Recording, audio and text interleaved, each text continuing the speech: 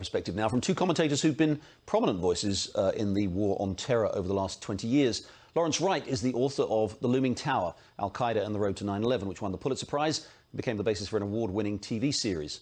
He's, of course, also written countless other books and articles, most recently an uncannily well-timed novel about a global pandemic.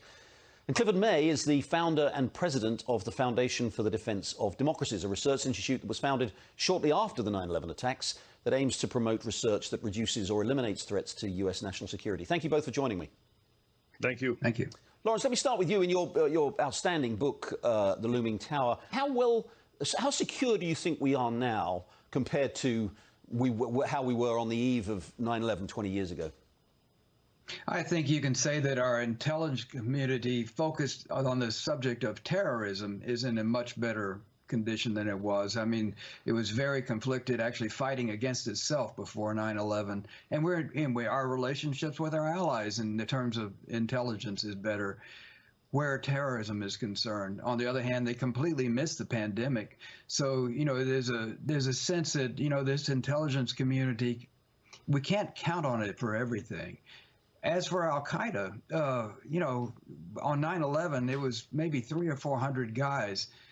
Now it's got affiliates all the way from Morocco to Bangladesh, maybe 30 to 40,000 people in it.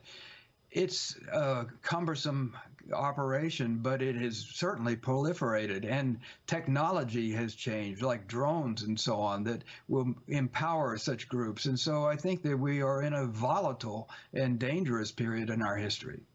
Cliff, we've been fighting this war for 20 years now. 7,000 American servicemen's lives, many other contractors, obviously, many other allies, hundreds of thousands of civilians in Iraq, Afghanistan, elsewhere. It is true, of course, there hasn't been another 9/11, and by that measure, it's a success. But it's a success that's been bought at a very, very high price, isn't it? Well, yes and no. I think, as Paul Wolfowitz on your show pointed out, World War II was a much shorter war, but much more damaging. The Korean War, other wars we've been in. This is essentially a long-term, low-intensity conflict, one in which our enemies have great patience. One of the terrible things I think about having abandoned Afghanistan, as we just have, is that Khalid Sheikh Mohammed, who is still at Gitmo and who was the architect of the 9/11 attacks, he's not yet been on trial, but he's been held.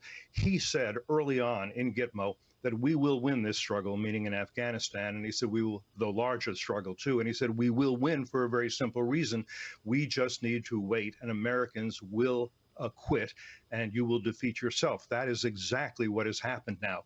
The way our enemies see this, and we don't seem to understand them terribly well, is this is a very, very long war. They have a long historical memory. They remember when Islamic armies preaching Islamic supremacism conquered Spain starting in 7/11. They remember that they were thrown out of Spain in 1492. They remember the conquest of Constantinople, right, the Christian Western capital, in 1453. And of course, there was Vienna, 9/11. 1683, when Islamic armies were stopped at the gates of Vienna from conquering Europe. They get all this. I don't know that President Biden does. I don't know that President Trump understood any of what I've just said. We've got to take a quick break, but Cliff, you remind us that perhaps it isn't a 20-year war, but a 1,300-year war. But we'll talk more, and particularly we'll talk more about the chaotic exit from Afghanistan and how that's left us when we come back. Stay with us. I'm back with Lawrence Wright and Clifford May. Lawrence, whatever the arguments for staying longer in Afghanistan, it does look as though Americans' patience with that war had run out. A Republican president last year initiated the process of withdrawal, and a Democratic president this year executed the withdrawal. So, we can argue about whether or not it was right to get out or not. And the Biden administration would say, look, okay, yes, it was messy and chaotic, but, ending wars is always messy and chaotic, and withdrawing in that way was somehow inevitable. Do you think that's right, or do you think this could have been better handled than what we've seen in the last month?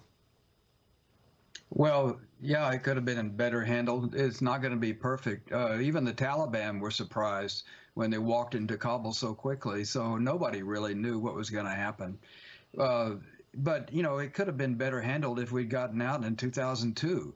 That would have been a proper time to leave the country and let the Afghans, with the help of international organizations, rebuild their country. And it could have been much better handled had we not gone into Iraq and allowed al-Qaeda to revivify itself. I think if we're going to take a lesson from this last 20 years, It is stop making mistakes.